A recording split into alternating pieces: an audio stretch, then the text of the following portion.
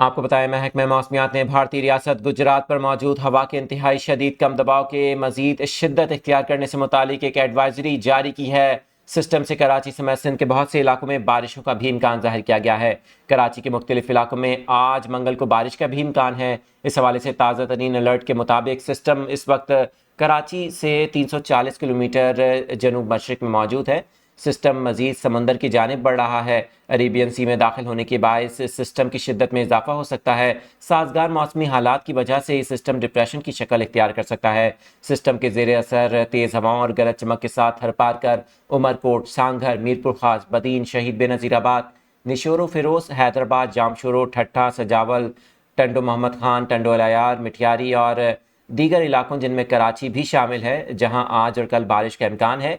इस हवाले से महकमे मौसमियात के एडवाइजरी में बताया गया कि समंदर में ऊंची लहरें बुलंद हो सकती हैं, जबकि 45 से 55 किलोमीटर फी घंटा की रफ्तार से हवाएं चल सकती हैं। महकमे मौसमियात की जानिब से माहीगीरों को 2 अक्टूबर तक खुले समंदर में ना जाने की हिदायत भी की गई है।